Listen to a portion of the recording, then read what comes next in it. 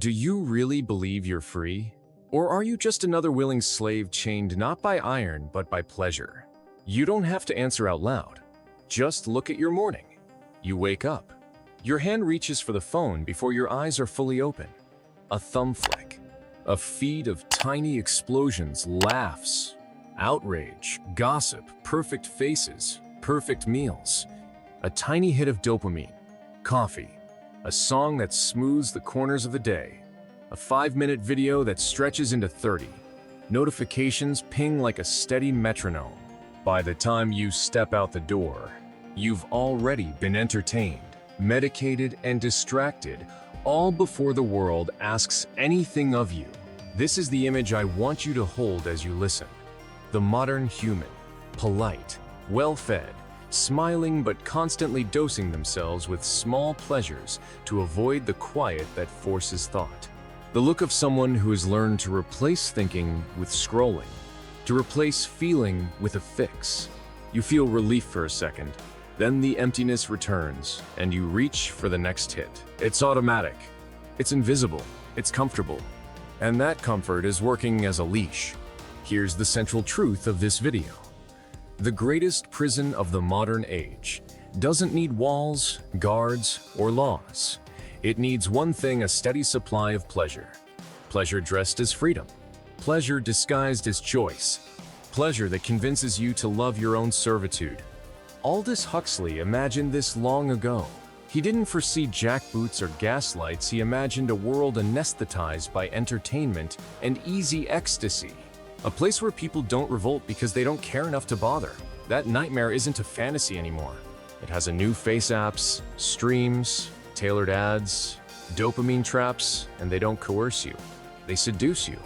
So here's what I promise: in the next 12 minutes, you'll see the mechanics of this trap, how tiny pleasures hijack your attention, erode your will, and quietly make you easier to manage. You'll learn the difference between the quick hit of pleasure and the slow burn of purpose. And most importantly, you'll be offered concrete, brutal strategies to break the cycle.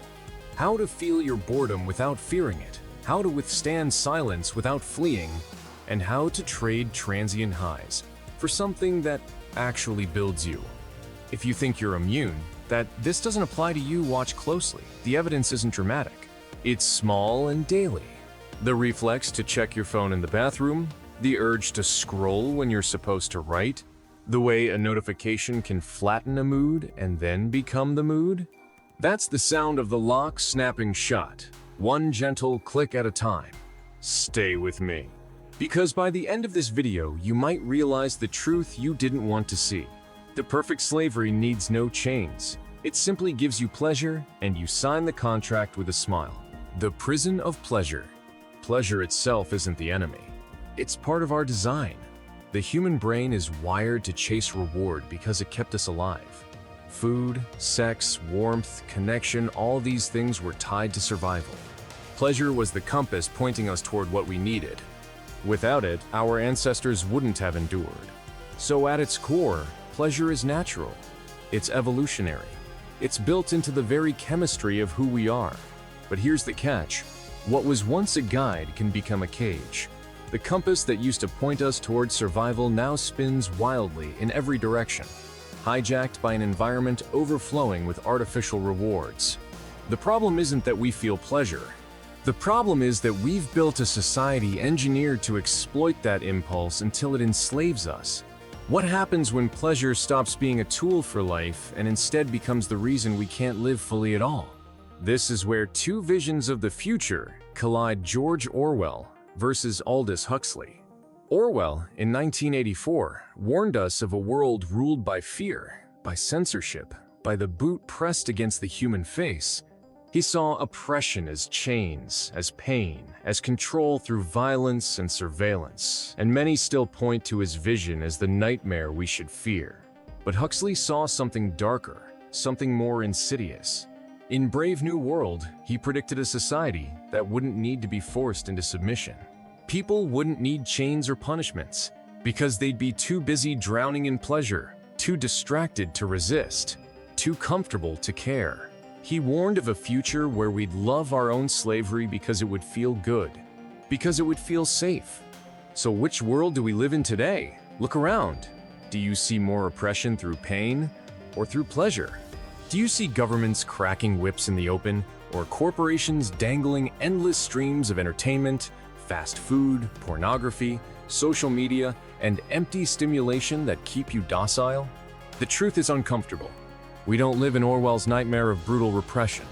We live in Huxley's nightmare of endless distraction. And that raises the question you can't escape. Are you really free? Or have you mistaken comfort for freedom while you sink deeper into the prison of pleasure? Brave New World and today's reality. In Brave New World, Aldous Huxley painted a chilling picture of a society that didn't need chains or threats to control people. Instead, it used pleasure. The drug soma was the perfect tool that kept the masses docile, happy, and distracted. Any pain, any discontent, any hint of rebellion could be dissolved with just a pill. It wasn't just a drug, it was a weapon disguised as comfort. Then there was hypnopedia sleep conditioning, where people were trained to accept their roles, repeat slogans, and never question authority. Together, these tools created a society that was obedient, not because it was forced, but because it wanted to be. People weren't enslaved against their will, they were enslaved through their desires. Now look at where we stand today. We don't call it soma, but scroll through your phone and tell me it doesn't serve the same function. Social media is our digital drug. A quick hit of dopamine with every like, every notification, every endless feed. Feeling bored? Open an app. Feeling lonely? Tap into a false sense of connection. Just like soma, it numbs the discomfort, silences the inner unrest, and keeps you hooked on the illusion of happiness. And what about hypnopedia?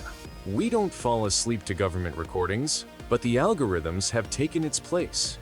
They feed us the same messages, the same patterns, over and over until they're embedded in our minds. You don't even realize you're being conditioned, but every swipe, every ad, every recommendation is training you to think, to consume, to desire in predictable ways. You are not shaping your feed. Your feed is shaping you. Consumer culture seals the deal. From the moment you wake up, you're bombarded with subtle reminders of what you should buy, what you should wear, how you should live. Advertising isn't about informing you anymore. It's about programming you. It's about creating a need where none existed, then selling you the solution. This is the modern equivalent of sleep conditioning, a constant drip feed of ideas designed to keep you chasing, buying, and believing that fulfillment is always one purchase away. This is where the nightmare comes alive. Because the perfect slavery doesn't feel like slavery, it feels like fun. It feels like freedom. It feels like choice. But the truth is, when your pleasures are engineered, your choices are no longer your own. You're not resisting because there's nothing to resist. You're entertained, pacified, and distracted, all while the deeper parts of your humanity, your ability to think, to question, to rebel, slowly fall asleep. And this is the most dangerous part. When comfort becomes the cage, you don't even want to leave. You defend it. You crave it. You mistake your addiction for autonomy. That's not freedom. That's the most sophisticated form of control the world has ever seen. Conditioning. Why you can't stop. Your brain is wired for survival, and at the heart of that wiring sits dopamine. Dopamine isn't happiness. It's anticipation. It's the rush you feel when you're about to get something, not when you actually have it. And that's why it's so dangerous. Every time you scroll, every time you refresh, every time you hear that notification ding, you're chasing the next hit. Not because you need it, but because your brain has been trained to expect it. This is the loop. Desire, reward, repeat. It's not accidental, it's engineered. From the very start, society programs you to operate in this loop. Education doesn't train you to think, it trains you to memorize. You're rewarded not for questioning, but for repeating. You learn quickly that success doesn't come from original thought, but from giving the right answers, the expected answers. That's conditioning. That's programming. Then comes work. You spend your best hours producing, not reflecting. The system doesn't care if you find meaning, it cares if you deliver output. Clock in, grind, clock out. And for this, you get just enough money, just enough recognition, just enough security to keep you going. The dopamine hit here isn't joy, it's survival. A paycheck, a pat on the back, a title upgrade. All tiny rewards that keep you chained to a cycle that was never built for your freedom. And when the workday ends, the entertainment steps in. Streaming platforms, video games, endless content, all designed to keep you distracted. Not enlightened, not aware, distracted. You're too tired to reflect, so you consume. Too drained to create, so you scroll. You're being fed stimulation to silence the voice inside that might ask, is this all there is? This is the harsh truth. You are not choosing. Your choices are being chosen for you. The loop decides when you feel pleasure, the system decides what you value, and the distractions decide how you spend your time. You think you're in control, but in reality, control has already been handed over. The invisible hands of conditioning pull the strings. And most people never notice because the cage is padded, comfortable, and lined with endless rewards. The cost of comfort. Comfort feels harmless. It feels like the reward you've earned, the softness you deserve after a hard day. But the truth is, comfort has a cost. When everything is easy, when pain is avoided at all costs, you lose the ability to endure it. Resilience, the very thing that built civilizations, conquered mountains, and survived wars, fades away. Now, a minor inconvenience feels unbearable. A single rejection shatters confidence. A small setback feels like the end of the world. This is the danger of constant ease. It creates fragility. When people can't tolerate discomfort, they break under pressure. Look around. Stress, anxiety, depression, all rising. Not because life is objectively harder, but because we've lost the muscle of struggle. We've traded resilience for convenience, and in doing so, we've created a culture that collapses when reality doesn't match its expectations. Even worse, comfort breeds dependence. If every moment of boredom is filled by a screen, if every ounce of pain is numbed with distraction, you're no longer in control, you're an addict. Not an addict to one thing, but to everything that removes discomfort. Scrolling, shopping, binge watching, substances, even relationships. The individual becomes emotionally weak, constantly seeking the next source of ease, terrified of silence, terrified of struggle, terrified of being alone with themselves. Huxley warned us, the real danger is that people will come to love their servitude. And that's exactly what's happening. We've reached a point where the cage is not resisted, it's embraced. People defend the very systems that enslave them because those systems keep them comfortable. And here lies the final truth. A society addicted to comfort will never rebel. It won't even think about it. Why would it? Rebellion takes pain. Rebellion takes sacrifice. And a generation trained to avoid both at all costs will simply surrender, all while smiling.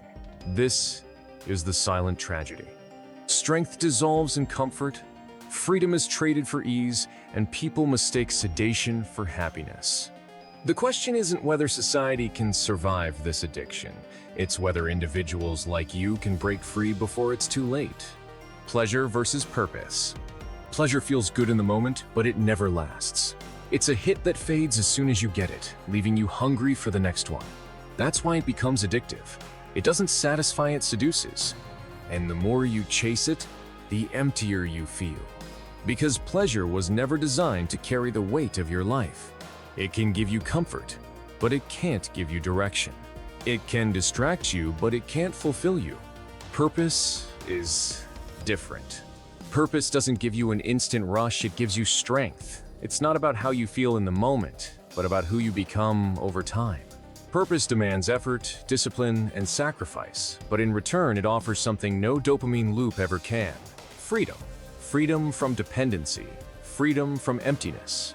Freedom from being controlled by every fleeting desire. Viktor Frankl, who survived the horrors of the concentration camps, made this truth unshakably clear. People don't endure suffering through pleasure, they endure through meaning. When everything was stripped away, when life was reduced to pain and survival, what kept people alive wasn't comfort but purpose. A reason to keep going. A why, strong enough to carry them through anyhow. This is the battle you face today. Pleasure enslaves. Purpose sets you free. Pleasure locks you into cycles you can't escape. Purpose breaks the cycle and gives your life direction. Pleasure keeps you weak, chasing crumbs of satisfaction. Purpose makes you strong, willing to suffer for something greater. And the reality is simple. A life built on pleasure will collapse. A life built on purpose cannot be broken. The choice is in front of you every single day. Do you want to be a slave to the next hit of comfort? Or do you want to take control by anchoring yourself to something that outlasts the moment? That's the difference between drifting through life and truly living it. Breaking the cycle. The cycle won't break on its own. You have to break it. And the first step is strategic deprivation, learning to say no, even when you could say yes. Fasting from pleasure isn't punishment, it's training. Skip the endless scrolling.